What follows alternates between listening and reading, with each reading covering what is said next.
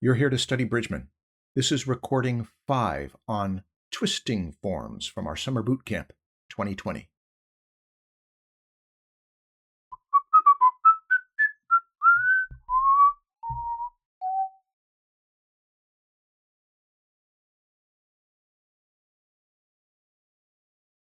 I think every person, Vera, I'm going to step out. Every person should be greeted by name and a song.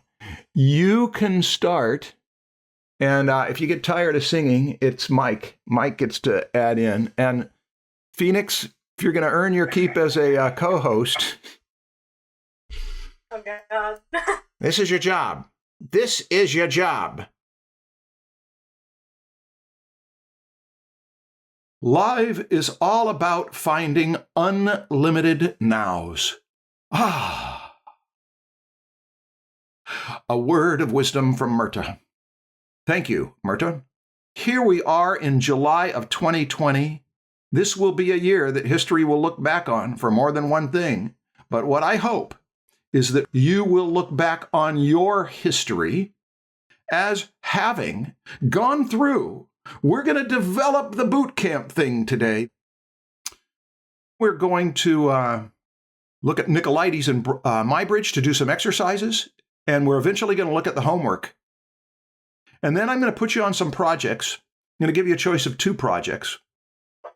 If you did the exercises last night or this morning on striking the pose, I'm going to introduce you to a new exercise by Nicolaides called potential gesture.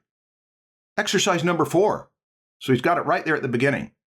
This is an exercise I have occasionally made use of trying to explain what I mean by the impulse of the gesture. The model takes 1-minute gesture poses as usual, and you make scribbled drawings. Instead of drawing the pose you see, however, draw what you think the model may do next. Of course, the pose you draw will seldom be the pose the model actually takes, but look why I put it in bold. The effort to realize how the model could move from his present position, what it would be possible for him to do and what he might want, will help you to understand the forces at work behind the action you see.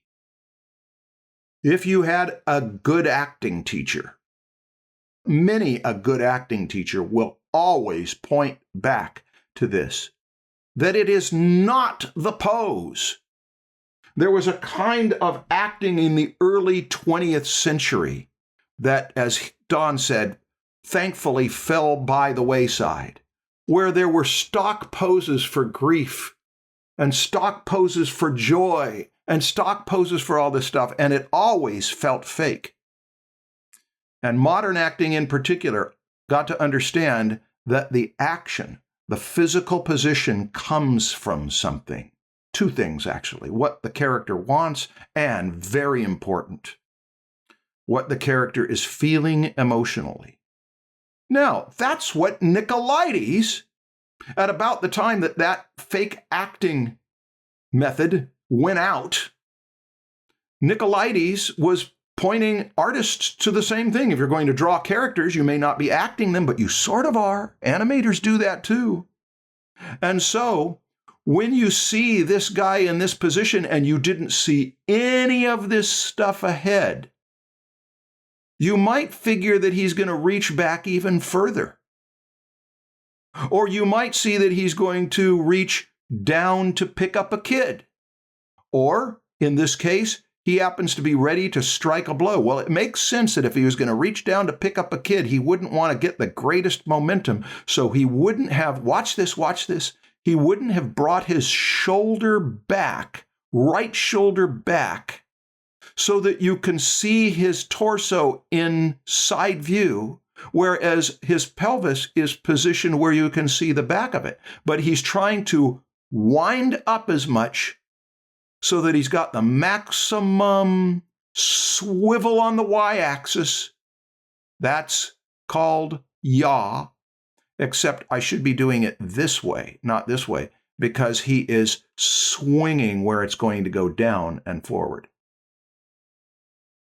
I'm not going to have you do the exercise now. I am going to leave that up for a few moments so that if you get bored with talk, oh, that's very good, Jesse. He also loaded weight on his left hip. He loaded the weight there. Why? Why? He might even be lifting that up a little bit. Why? So he can lean forward. The leg that's forward is where the momentum wants to be to get the maximum force.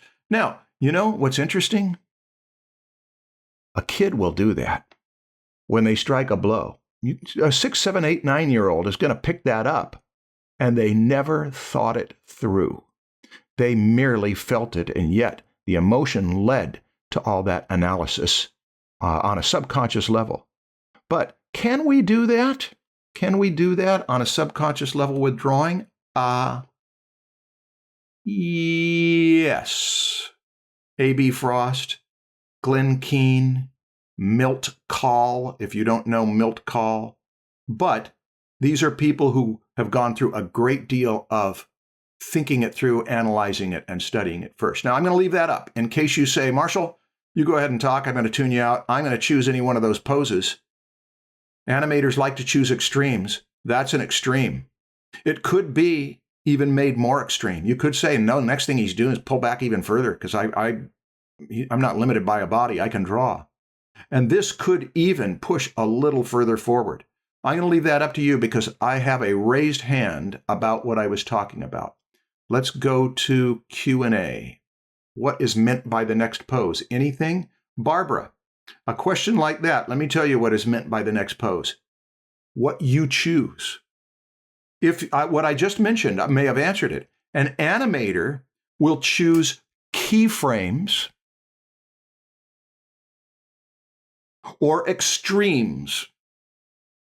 But I don't know that I'm going to take time in the class to, I'll take 30 seconds. Keyframes are important because without them, you can't know what's going on in a story. Keyframes are the graphic novel panels. Keyframes are the separate storyboard panel that makes point after point after point for a shot. Keyframes tell a story. Extremes are extremes of positions. And that's what I was referring to when you might say the next frame is him even further back. Watch this. You could say, and I'm going to make his whole body, he's going to pull on the muscles back here to make him go straight up and down and lift this foot off the ground so that it'll have even more momentum. Extremes are how far the pose goes before it reverses its position. Barbara, I hope that helped.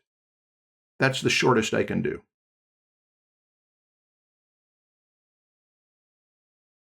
Okay, the raised hand meant nothing then. The raised hand was like somebody throwing pebbles at the window saying, help, help, help. And then I say, hang on, let me finish my train of thought. And then I look out the window and I say, what's wrong? And you hear nothing. And so you say, I guess there's nothing wrong.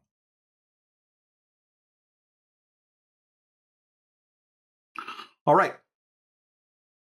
I'm going to switch gears in a moment. But let's wrap up what the point was. Point number 1 was your homework was about empathizing with the character. Have you seen the Proco video that he did on balance? I watched the premium one, and gosh, that was really good. He took all the stuff in these different books about the vertical line and how if you get on one side of it, puts it in motion and how you can play with that. That's, I think, of the sources I know, that's the best one for physical balance. This is not about anatomy as such. It's not about form as such. It's a little bit about technical understanding. It's a great deal about feeling and sensation and empathy, and that I am not posing a mannequin. It's not a marionette that I'm struggling with to get it into a position. It's something that has its own impulses, and being in touch with that part of this class, part of your homework.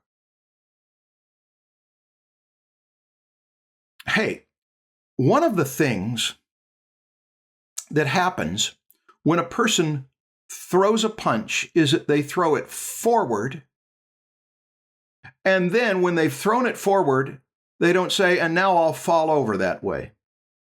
At some point, the punch has been thrown and they pull it back. And the loop that I showed you yesterday, as he goes wham, wham, wham, wham, because it goes back and forth or forth and back, it does something that is everywhere in nature.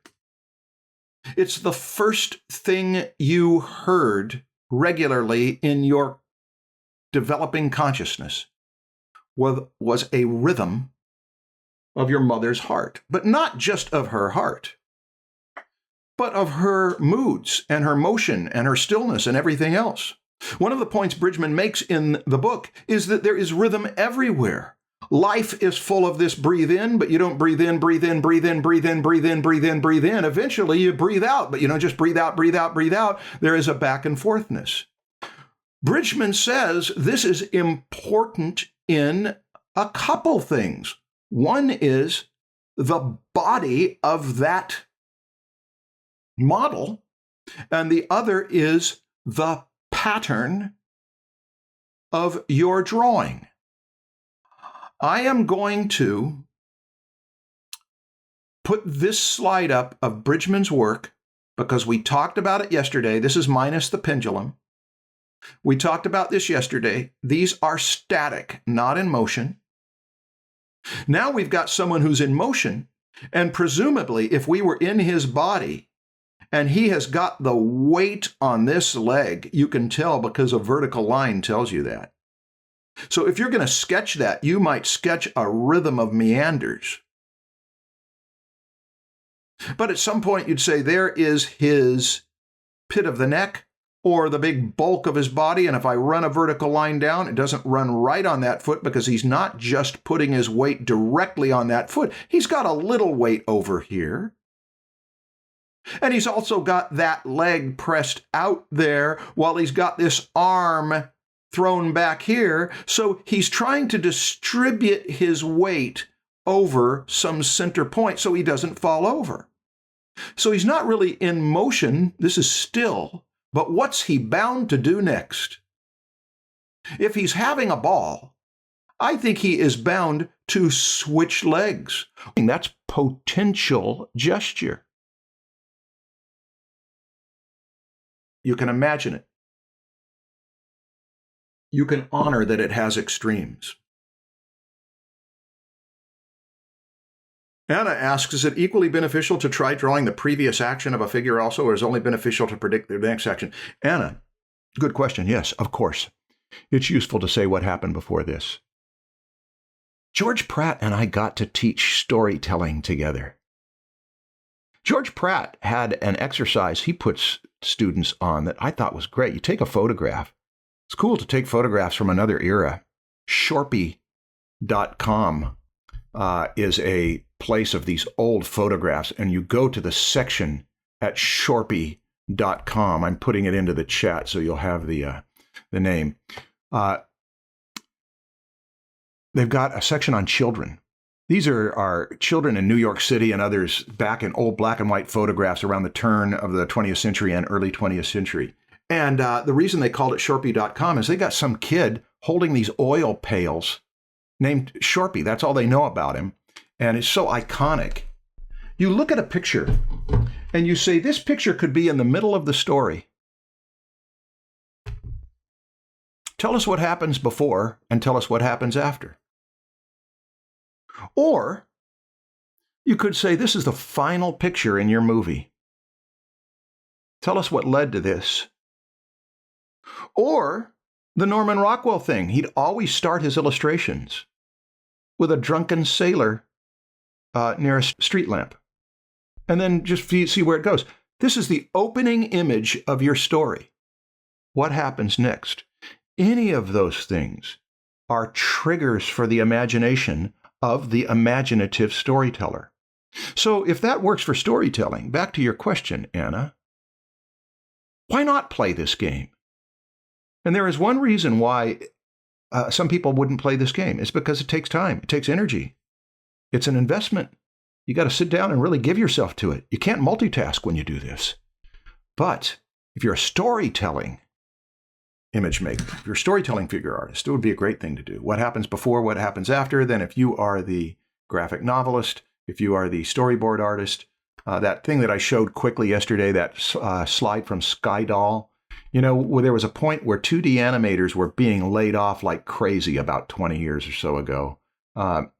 And there was a pause, and then there were all of these great graphic novels. Many of them came out of Europe. Many of them came out of France. They were animators who decided to do graphic novels. I mean, the drawing was incredible because animators will see it from this, thousands of times. So when they are struggling to do a graphic novel panel, they don't really have to struggle.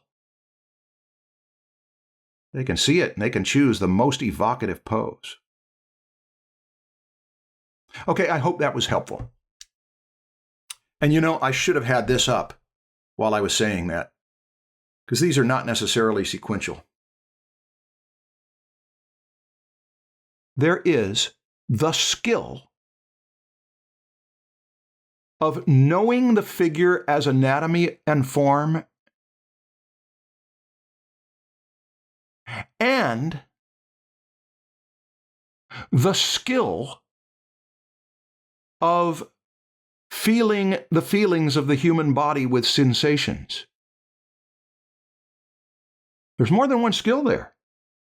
You can be the best anatomist and draftsperson and have no empathy with the body. That it's all a medical illustration. That it's all exactly accurate, but has no, it's not a character. On the other hand, you can have tremendous skill at empathy with the body and not know how to draw it. Now, I hope you see my point. There's more than one skill just in this fundamental how to draw the figure. You can know anatomy like a surgeon, but not know the forms as blocks and cylinders that you can draw. Okay, anatomy isn't enough. You can know all the anatomy and none of what it does.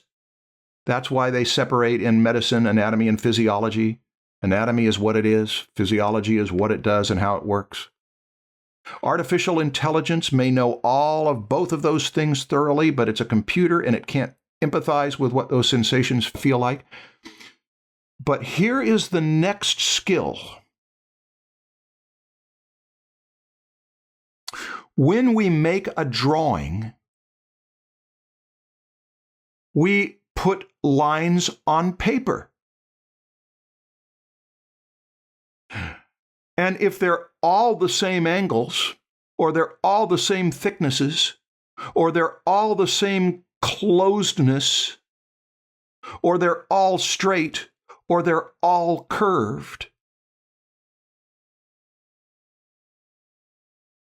regardless of whether they're human beings or not, if we put lines down that are too all the same, there's too much of the same thing, and we need some graphic balance, some back and forthness. Look over there in the upper right. What does this have to do with a human figure? Well, it doesn't have anything to do with a human figure. She's lifting up some drapery. It has to, no, read what he says. Read what he says. He cares about that it's curving this way and it's kind of at a right angle. And then it's curving the other way and it's a more acute than a right angle. And then it's curving quite roundly and a very straight line there. And it's also, look how severe these lines are. And over on the other side, look how mild they are. They all line up on one line. Look at how heavy he dug in there and how light he dug in there. And look at how this neck, which is physically impossible, it makes such a beautiful, graceful curve. But the audience can't even see it. The audience might not see it consciously, but the audience feels it.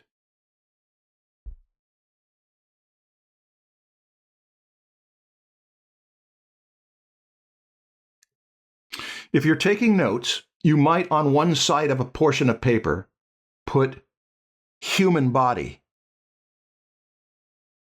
and underneath human body put anatomy, function or physiology, what it is, what it does. You might put form, perspective. You might put empathy, sensation, gesture, pose.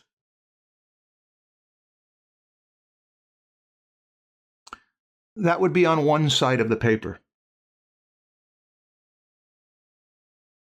On the other side of that portion of the paper, you would put design, picture, composition. You might say graphic design, because that makes it clear. We don't mean the design of the body as a mechanism. We mean the design of the flat surface. Graphic has to do with writing on a flat surface. The calligraphy, the beautiful penmanship. Beautiful penmanship is beautiful penmanship regardless of what the words are. Beautiful design, evocative design, disturbing design, graceful design, deliberately awkward design is that way regardless of whether it's a human body or an animal body or a fire tornado or a building. Okay, I hope I've made my point. Various skills, and we're spreading them apart to understand them, and then we're spreading them apart further. Nino Lobo, could you give us examples to look for? Artists, maybe, of these two different abilities? Yes, I can. In fact, Nino, the best example I know of is the one that's right in front of your face for this purpose. Oh, of the two different abilities, someone good with anatomy but lacking with connection with the body, and the other way around? Yeah. The best example of good with anatomy but lacking of connection with the body for empathy was deliberate. It was someone who that was their job. It was the thing that Robert Beverly Hale pointed out was a benefit of this book.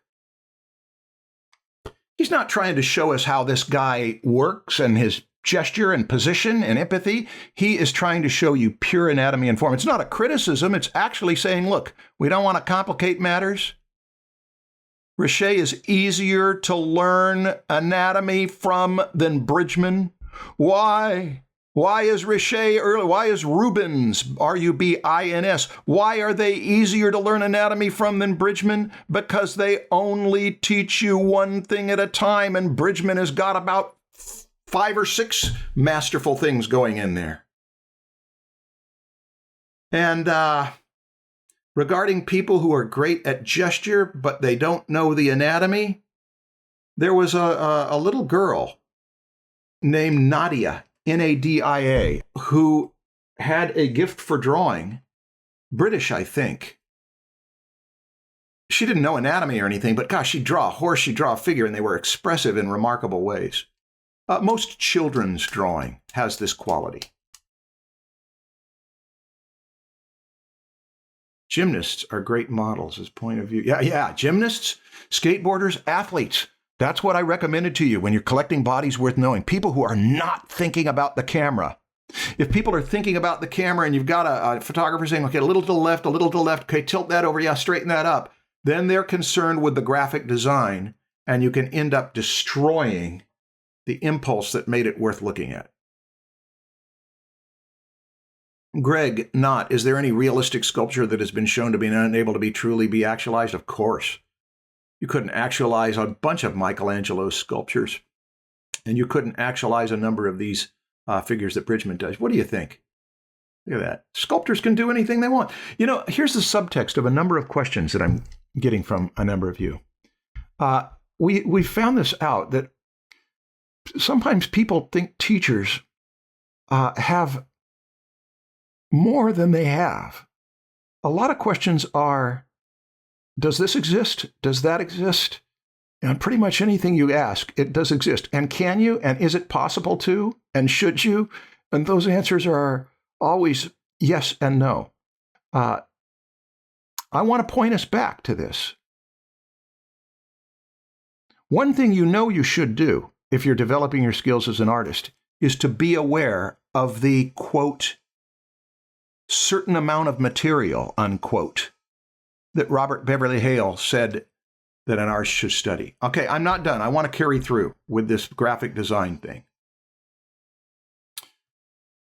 Here's what Bridgman means by rhythm and balance in design. We want this image, this rectangle, this thing we're making, this picture. We want this image to be a playground that isn't all the same activity.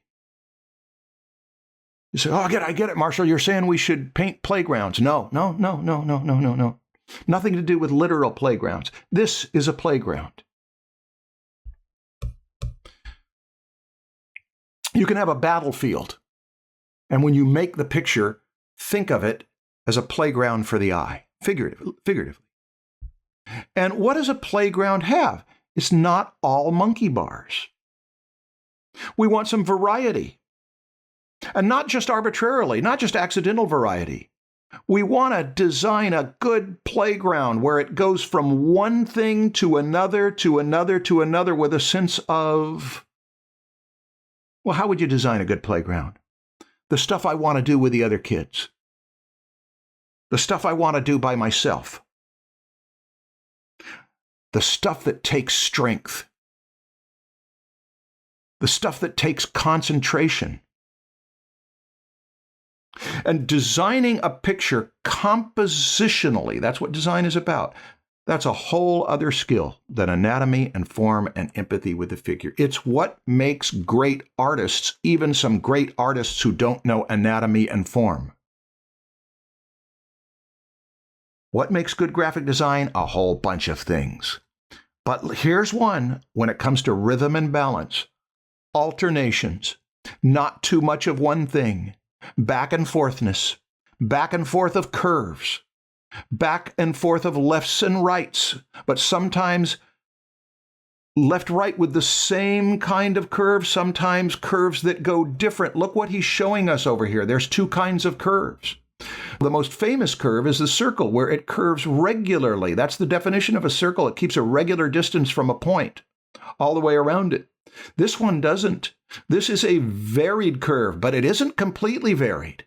It's more severe and less severe, but it's also all in the same direction, all convex to the outside. This one changes in its severity, but it also says I'll curve this way and curve the other way.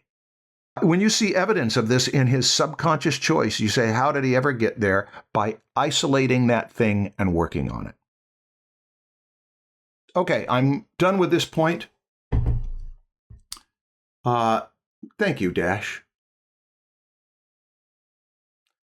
Yu Yang, good idea to reduce poses to curves as an exercise. Indeed. Lena, like dynamics in music. Yes. Dynamics in music.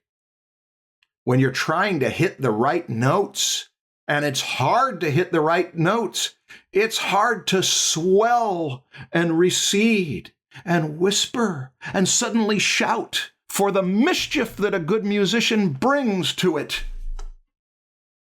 That's why you can take a masterpiece like a Beethoven sonata and have a student play it and hit every note right, and it's still a great piece of music, but it isn't a great performance. Because there is so much in those sonatas that can be done just with the dynamics alone. And that's what we're aiming at analogically with these drawings. Any of you try right angle studies? We're going to put you to work here for a half hour. Let's go to the official Nicolaides exercise of the right angle study. Work from a half-hour pose using pencil and a large sheet of paper. Whatever you're using right now, you got paper and a pencil. I'm just going to read the first part of this. During the first half of the pose, draw not what you see, but what you think you would see if you were sitting at the left side of the model instead of in front of him or her. You see a front view, but you will draw from imagination a profile view. Let's give it a shot.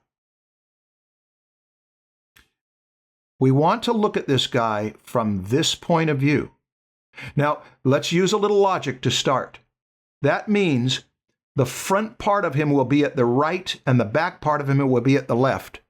So there's a pretty good chance that his torso is going to be in a position like this, and the legs, one leg is going to go out there like that, and the other leg is going to go out there like that.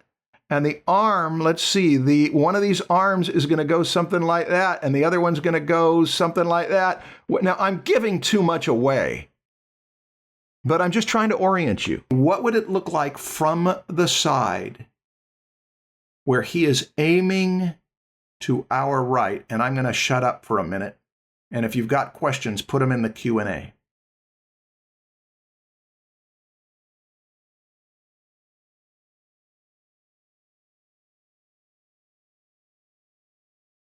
Nino, you started by the arm. Is there a better way to start? Yeah. I think the torso is better.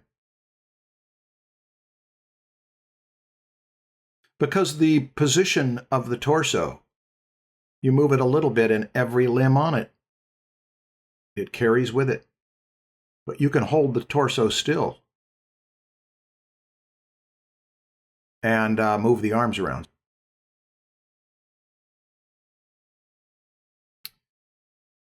Are you about ready? There is so much to be learned from that. Here's what I want to recommend. MyBridge's images are all over the internet, so you're not going to be lacking for opportunities to see his stuff. But do you see how if you get together with a friend, or if you're the introvert type who likes to work alone, that you could spend half an hour, not even drawing, but just noticing the position of this hand and saying, there's the same hand over there. The position, oh, look of this foot. And that's the same foot. Here's what you can't tell. You can't tell that this leg is ever so slightly closer to us at the top than at the bottom. That means a cross contour would ever so slightly go. Why? Because this portion of the knee is a little closer to the camera than that portion. But that's instructive. Look at how long that ulna, let me change color so that this is a little clearer. The elbow right there, the proximal end of the ulna and the end of the ulna, which is the bump on the little finger side of the wrist. Look at how, if we are looking at it from the front, goes from here to here. How did it get so short? Well, remember yesterday, we saw that even though it's not foreshortened in this position, we're looking at it tipped, so it's going to be foreshortened, and it's clearly coming toward us. So a rubber band around a convex form would go that way. Here's another thing. When I look at this arm, it looks to me like the shoulder is closer to me and the elbow is further away. That would be the way I'd interpret it. When I look over here at the right, nothing could be further from the truth. This thing came medially, that toward the center. That shoulder is way further away from the camera than that elbow. which means that if I'm going to properly interpret this over here, I must interpret it this way. But I want you to see why that illusion is happening. The reason why it looked to me like it was going away was because there's an anatomical phenomenon, which is that the pectoralis major and the deltoid go there, and when they curve that way, which they do, they're going into the arm and they're curving that way. When they curve that way, they start to give the illusion that they're going away from us with an arrowhead like that. They aren't going away from us. That arm is coming toward us. Now, do you see in this little analysis that I'm doing that comparing two 90-degree views, one of the students yesterday, I think it was Jonathan in our crit group, said, "What's the advantage of 90 degrees?" Jonathan, I have put together this slide. The 90-degree thing had purpose. Let's take another picture. Let's see. We can be pretty sure with those horizontal lines that we're going to have a torso.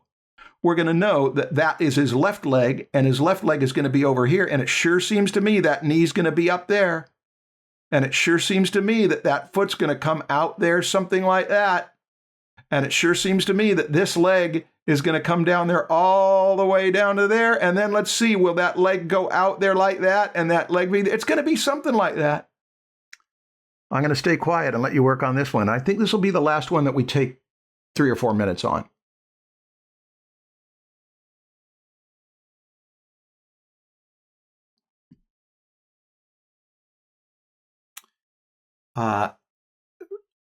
Somebody asked, how can we calculate the position of the arm?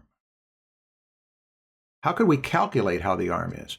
There's only one way we can know anything. We know that the elbow is there, and we know that the shoulder is here. So the only thing we know is that in the drawing that we do, it's going to go from this high to this low. Now, Nino, this does not tell us whether it's going out toward us, that the elbow is closer, or that the elbow is going away. You know what I would guess. I would guess if I were going to put a light blue line on there, I would guess that it's coming toward us. The elbow is closer and the shoulder is further away. So I'd put that shoulder, I'd have to get the body first, and I'd put that elbow here. For all we know, when we go into the next picture, it may be telling us, whoa, you were wrong. We'll find out in a minute. Ira says, it's so fun stuff. Love it. Messy, but done. Okay, here we go. Watch the screen. Hey! It wasn't, I wasn't too far off. It's going down the amount that we knew it would go down. It's going down from here to here, just a little bit, right? That far, but the elbow is slightly coming toward us. So to use yesterday's way of thinking, we would put a rubber band around that upper arm. If we're thinking of it as a cylinder, watch this, that would barely be open, barely curve convex, because it's going away that way. Hey, watch over here. If you can see the yellow line that I'm drawing, what do we know about that? This is really going away from the eye. Therefore, that foreshortened limb would have an extremely curved rubber band around it. And by the time it gets over there to the wrist,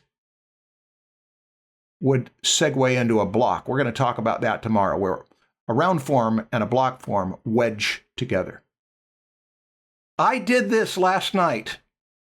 I started out with a head in a position like that, and then I drew this one from a right angle view, and it took me over a half hour, maybe about 40 minutes, to analyze it, and I got it because I'd done it before. But you know what happened? About 40 minutes into it, when I tried to do this one, I got so confused. That it's like the coach. It's like the drill sergeant trying to do the monkey bars, and he slips off the monkey bars after the second attempt and lies there in the dirt saying, "Help me, help me." It was pathetic. I felt so embarrassed. And so I set it aside and came back to it later and recognized I had gotten it all wrong. And there is one secret. If you're going to swivel it 90 degrees this way,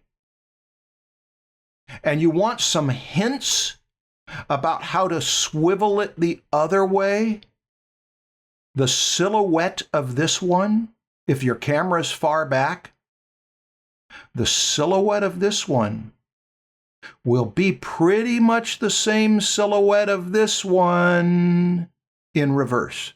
Did you know that? Some of you do know that. Here's what can help with these. There's a couple things. Horizontal lines help. Oh, horizontal lines, if you're doing it from a real model, will drive you crazy down here. I mentioned that yesterday, or maybe it was just to the crit group. Be prepared to hurt. Better to use the MyBridge ones, I think, because they're done with a long lens far away. Now, but I only have about 4 or 5 minutes, I think, I'll spend on talking with you about what went on here. Once I did that one, I named this as the model's left anterior corner of the rib cage. That is, I went into word mode.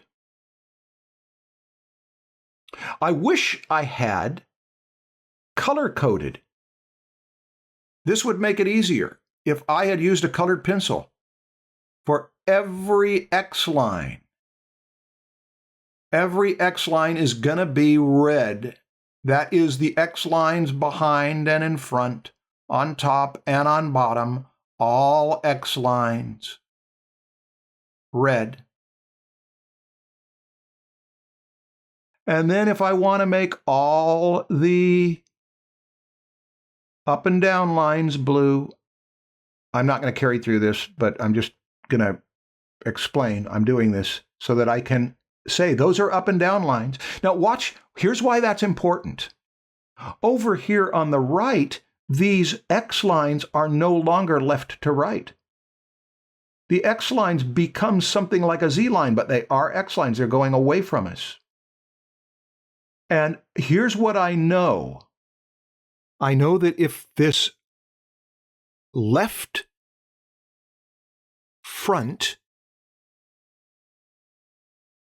that's left anterior corner of the rib cage, forward, it's closer to me than this one. How do I know? Because I can see that side. Left front, closer. I actually consciously thought that if I'm over here looking at it, I would see the back. Yeah. Ooh. I'd see the back because it's swiveled front. Whereas if the right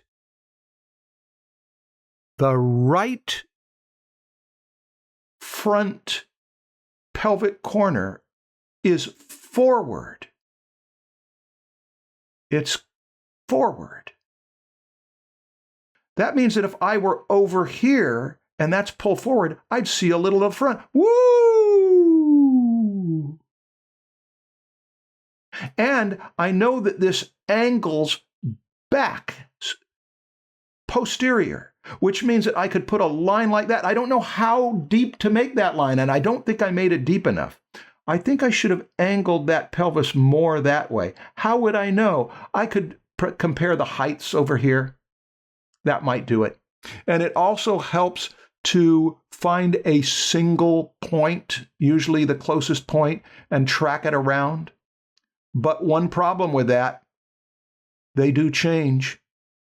The closest point in one view will not be the closest point in another. But you see why I spent well over an hour on this, and I wasn't about to try to do a right angle study in front of you.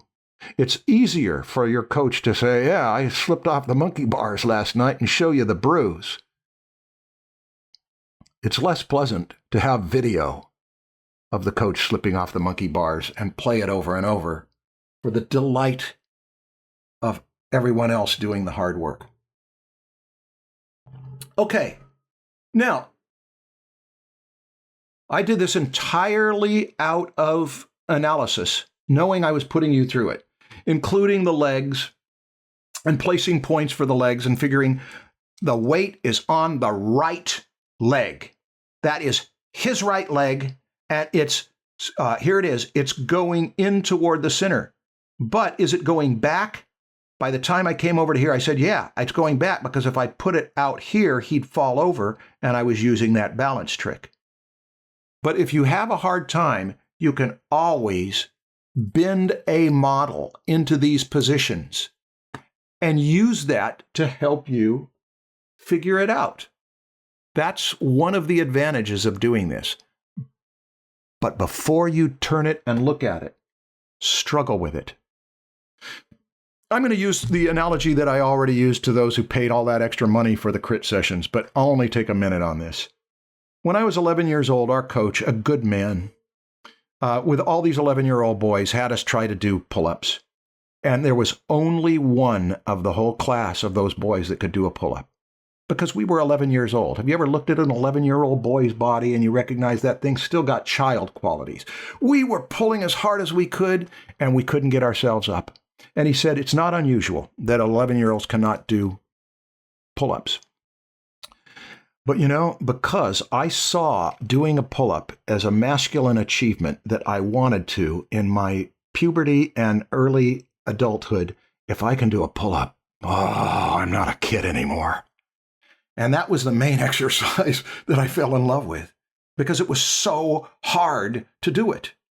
You may have some of that in you, that if you try this and you find it difficult, if you fail, keep failing, but gradually you start to strengthen the muscle. And if you get one little part, just the head was a little easier because I could think of his face and think that he's a fine person and he's looking at me. No, he's looking away from me, and you can play a game. Anything that'll help you to imagine this, that's useful. But there's one thing about this drawing that sucks. Even if it's correct, there's one thing about this drawing that I missed entirely. Anyone want to say what it is? I'm going to admit it. The gesture. All I did was say this way and that way and the other, and I was thinking about, I want to do the rhythm thing. I'm looking up at this one, and it's facing my left. So I'm going to look down at this one, and it's facing my right, down to my right, up to my left, down to my left. I'm trying to find a rhythm between these two positions, and I got them, and I said, good, now I'll go with it. And it's a clunky-looking, bad marionette that I never got up on my feet, and I never thought about, why would somebody twist their head like this and swivel their hips like that unless they were just in an awkward state? I remember years ago, a colleague of mine who I esteemed very much, I was working on a drawing that I'd put probably 40 hours into with a lot of detail. And I admired him so much. And I asked him, how do you feel like it's going? He said, I admire your patience and your skill with your technique, but why you would put that much time into a character that's that boring, I don't understand. And the moment it came out of his mouth, there was nothing in me that wanted to argue with him. I just knew that it was true, and I had been blind to the fact that it wasn't a character worth developing. Well, that's why we're taking a whole session and a half to do this. Look what Nicolaides said about right angle studies. By the way, if you hurt yourself doing these, you have my compassion. But look what he says. The drawing is to be done as much as possible in the spirit of a gesture drawing. Naturally, you will have to stop and think to figure out where the various parts are in relationship to each other, but think always of what they are doing. Devote the remainder of the pose to a checkup where you actually go to the position from which you imagine the figure and note the difference between the actual pose and the drawing you made. He also gives you permission. You slipped off the monkey bars, do it again, do it again, do it again. Don't try to fix what you did. Do not correct your drawing or try to make a new one. Simply notice your mistakes. Of course, you will not always have a front view, etc. All right. Dear students,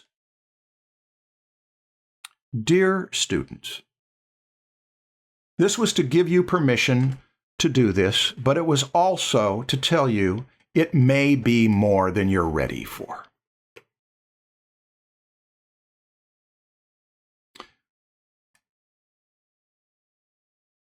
Jonathan Brett Schneider, Marshall, why do your boxes are inconsistent in thickness? Because I didn't pay attention to that. I was just trying to get the position. Would you recommend trying to do this exercise on graph paper? Yeah, but remember that when things swivel, they might not always line up, because when things get closer to you, they might have a little perspective on there. Now I'm going to show you a successful right angle study that I did several years ago at the Natural History Museum with my animal drawing students. But before we do, let's read another part of Kimmo Nicolaides' right angle study. In right angle drawing, we're making use of something which I have called, for lack of a better name, structural imagination. That's a pretty good name, Kimmo. Some of my students have asked if this exercise is a matter of using the imagination. To answer that, it would be necessary to define imagination, which is far from our purpose. What we really do in this particular exercise is to attempt to assemble from a different point of view what is in front of us. It's an effort to construct in the mind by using the knowledge from past experiences. He has you do other exercises like this too. Look what I put in bold. This is worth reading. The great danger of drawing the thing which is in front of you, as what seems to be 98% of university life drawing classes. The great danger of drawing what's in front of you is that you may end up merely copying.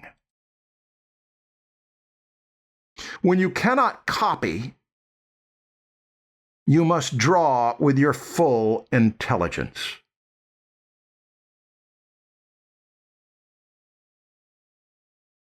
A real appetite is created for the study which follows when you look at the thing you've tried to visualize. Yeah!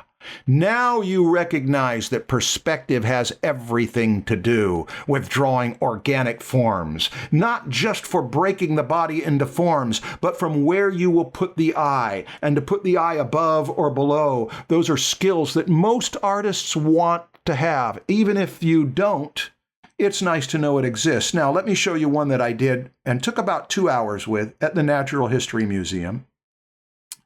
Those were some bones. I was pretty in shape with this, too. I mean, I was doing demos for students. And one of the things I showed is to work from a sagittal section. You see, if you're working from a sagittal section, and notice that I make the sagittal section, it has a line in there that goes like that. It's thick. It's like a credit card. That's why I put those lines going off to the vanishing point. And then the Z line is obvious. The depth line that's going off to a vanishing point that way is obvious. And I did that whole analysis. And then, without going over there toward the front, I did this. And how did I do it? I swapped out the X and Z lines. You see, in the previous slide, the Z line was going that way. Now X is going that way. The X line was going that way, and I drew the credit card. I drew this thick pane of glass that's in the center of the figure, and then worked out from there.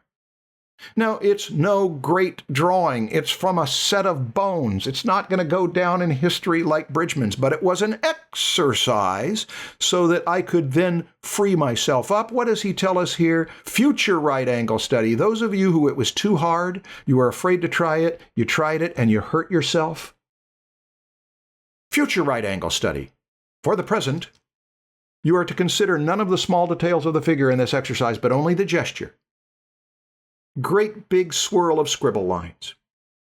Later, you may devote an hour to each right angle study, drawing lightly in the beginning so that an eraser may be used. Don't marry the first person you like. And then carrying it forward with all the skill of draftsmanship you possess. But always begin with a gesture study. In the checkup for a 1-hour study, make a second drawing. As you progress, you can make use of the same kind of effort to go further in the way of detail. Yeah, that was going further in the way of detail. I knew animal anatomy. I knew each one of these bones by then. I knew that this leg had a problem. It was too much going in the same direction as that one. I needed to pull it out there. And if you pull it out there, it's going to come more toward us, you see. Some of you who are in this class have been in my animal drawing class, and you know exactly what we're talking about. Then you could pull that leg so it was coming directly toward us. But see, I was getting it too much of in a side view. And that takes, what, 6 months to a year of some serious study of animal anatomy. This was technical and analytical. This is what Nicolaides is telling you. Don't start that way. Start like a baby. Start with sensation. And once you learn the technical stuff, don't let the technical stuff be the most important thing. Animators know that if you put a dot on that wrist right there, the end of the ulna, and you carry that dot through, all the way through, and you were to do a little light trail that makes motion. And if you were to do the same thing with something like his knee, which won't move that much, it'll barely move, but it will move a little. And with the shoulder, which is going to go from there, and it's going to go all the way over to there. And the curve of the chest. And not only the curve of the chest, which will change its position any point, these will make rhythmic arcs that are beautiful to look at, even if they aren't human. They're just beautiful shapes, beautiful patterns. But there's other things. As an artist, you can see even in this, that line goes into that line and makes a beautiful curve.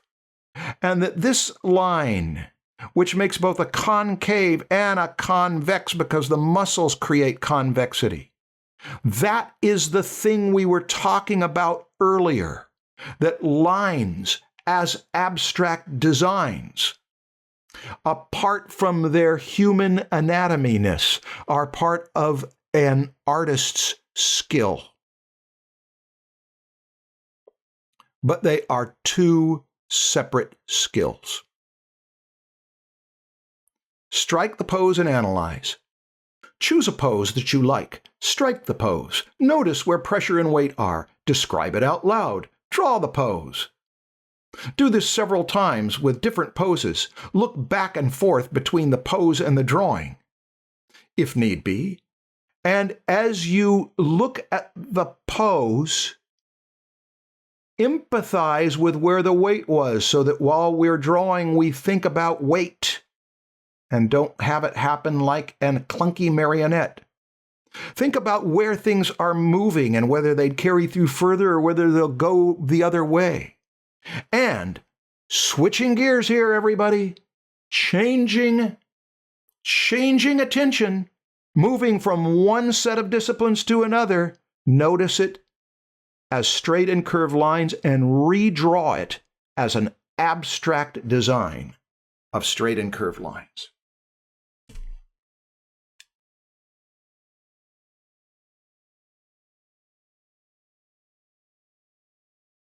Are you ready?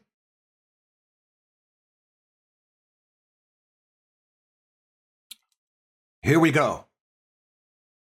Phoenix, you got yours in first. Phoenix, I am so impressed.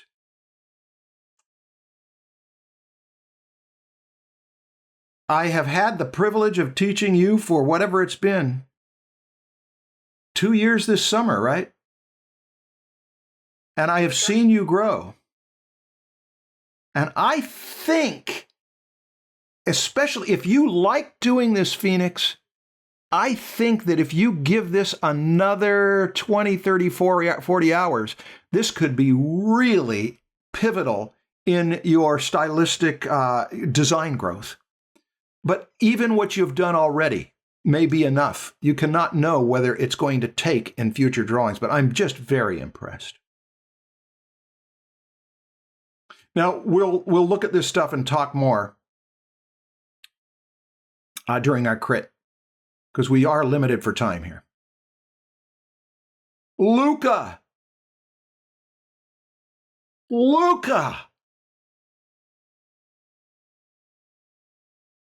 I am so pleased. I mean, you are applying every lesson in there. I feel as if when you did this, the reason you kept digging into there is because you felt like this person is scrunching back and stretching out. And then to turn it into graphic design where you say, I don't want it to be, if it's going to curve this way and it's a complete curve and a gentle curve, and then I'm going to make a pinch in there where it comes to a point, and then I'm going to make straight lines and curved lines, and they're both long, but then there's a short straight line, and then there's a harder short straight line, and you just, I don't have anything to say except that I'm impressed. Hey, everybody. All of you who are observers, as you're watching this, you do not have to pay me money to do this. I'm including showing these students' work in here so you can say, hey, yeah, I can do that too. I didn't tell anybody in the crit group much more than I'm telling you in here. Brendan, the digitalness of it is evident, but you are doing the thing. I sense that when you did this, you were aware of, I feel like the reason you dug into those lines is that you felt like that's where you'd feel it. You say, now, if any of you are saying, Marshall, I notice that on the extended side where the rib cage is stretched back, so that this is stretched, that Luca's putting all those dark lines in there. And over here, he's doing the same thing. He's putting the dark lines on the stretch side and not on the crunch side. And now, when I look at Brendan is putting the dark lines on the crunch side. I'm confused. Which way is correct? What's the answer? Open-minded, bright, problem-solving students? It doesn't make any difference. You're going with the sensation you feel. Some people might feel that stretch is the thing that sticks out to them and crunch is not, and another person might feel the opposite way. There is no rule. But look what we're doing. We have separated the extended side from the flexed side in our thinking. And just in asking that question, at least you're aware that there's two different sides and you may never have been. And one can be treated one way, and however you treat it, it might be a good idea to treat the other one the other way. Maybe not. Maybe you'll treat them both the same way and then treat another part different. Rhythm is both understood with a metronome and time signatures, but I can tell you, the Beatles did not come up with those great songs by looking at a chart of time signatures and trying to conform to it. If you're going to come up with your music, you're going to come up with it because you've got a feeling that it should be this way, and that you should at some point break it up, and then at some point you should get louder, And some point you should get softer. And those things come from emotion. Those things come from intuition. They do not come from logic until after the fact.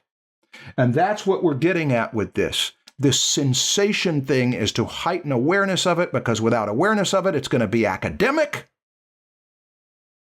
It's going to be sterile. It's going to be from a test tube, not from passion. Etienne, you're doing it.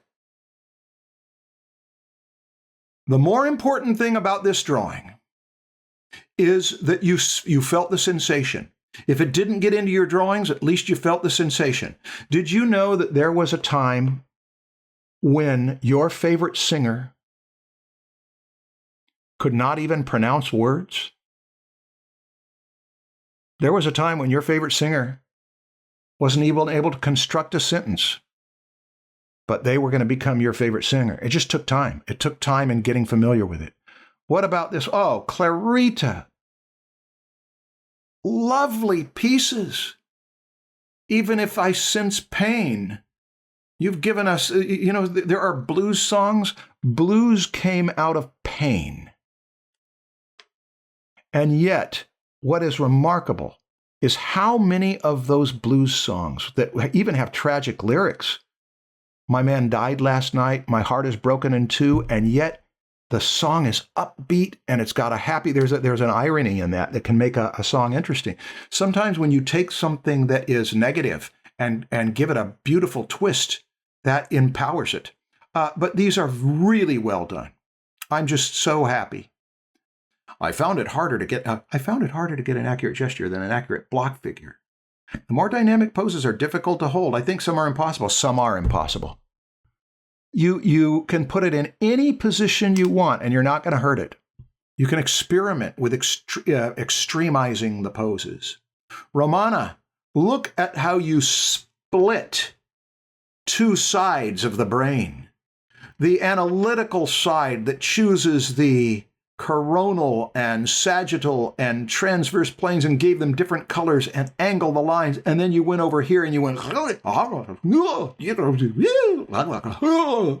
and gave us a little rhythmic dance of thickness and thinness and curvedness and straightness.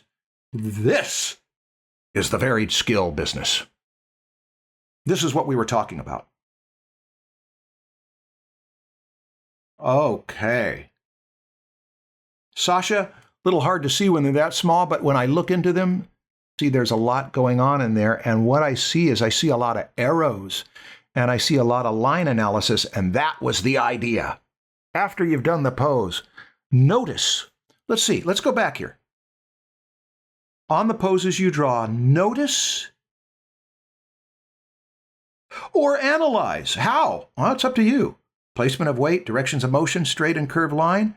That is what you did. You noticed, and then you made up your own analysis with arrows, etc. Jonathan. Well, you certainly went for shapes after you got the poses. And you also understood this business of that's pitch, that's yaw, that's pitch also. Here's what I love, folks. Look at this. Any of you know who E.C. Segar is? He was a comic strip artist who did Popeye back in the first half of the 20th century. They're marvelous drawings. I mentioned to the Crit group yesterday, of the great artists of history, let's name some. Michelangelo, Rembrandt. Oh, we could put 20 in there, those great European masters that came out of the Renaissance into the Baroque period and then into the 20th century. In the 20th century, the great drawers, many of them, maybe most of them, were the cartoonists. Cartoonists and animators. There's an era around the turn of the 20th century into the 20s and 30s of great drawers. And they're doing what Michelangelo did. Michelangelo was a cartoonist who just happened to put core shadows and reflected light and make forms that are closer to anatomy. Michelangelo dared to do with the figure something like that, but with a different aesthetic. Look at that calf muscle. Look at that awareness of the belly of the gastrocnemius, and then a straight line, and look at how the straight line goes into this. Folks, this is what's exciting about drawing. Next assignment. The model takes 1-minute gesture poses as usual, and you make scribble drawings. Instead of drawing the pose you see, draw what you think the model may do next. Of course, the pose will seldom be the pose the model actually takes, but here's the important thing. The effort to realize will help you to understand the forces at work. You have been empathizing. You could make this go even further, but I don't think he's in a position very easily to do that. He could pull it back. What would happen next? Could you draw this 2 or 3 times, just as cartoons, to see what happens if he pulls first or if he pulls first? Is he going to push down in there? If he is, if he's going to push down into there, this pectoralis will harden. It will tug that arm down. But if he is going to lift it up, the pectoralis will relax. Muscles on the back. That's advanced. Here's your assignment. 2 of them. Sorry to give you 2. You can choose 1. Choose 12 shots from video sequences of bodies in action. Well, that'll take a lot of time. Choose 3. You must have video clips on your hard drive of athletes in action or something that's marvelous to see. Strike the pose. Notice where the pressure and weight are. Draw the pose. You've already done that. Draw the next significant position from imagination. Don't worry about getting it correct. Why? Because remember, he told us it is the effort that will help you understand. Don't worry about getting it correct. Seek the potential position and then advance the video frames and compare. That's one thing to do. The other thing to do is to go through the Bridgman torso images. I've given you the page numbers. Bridgman has got all sorts of twisted torsos in there. Try taking some of those twisted torsos on these pages. Now that you understand them as blocks, and if it's too hard to do a 90-degree position, or if you just say, look, I'm not going to put that much energy into it, I'll do it next month. Just try putting them in different positions. This way there's no temptation to merely copy. One must invent. Right now, July 2020 is your summer. This is where, if you take this seriously, observer or participant, if you are doing this work and hanging out with other people and pursuing it out of the passion of it, you'll find that boot camp has its pain, but boot camp has some satisfaction too. You know, there's a certain thing of do the obstacle course that's like you do on a playground for the fun of it anyway. Okay, see you tomorrow at the same time.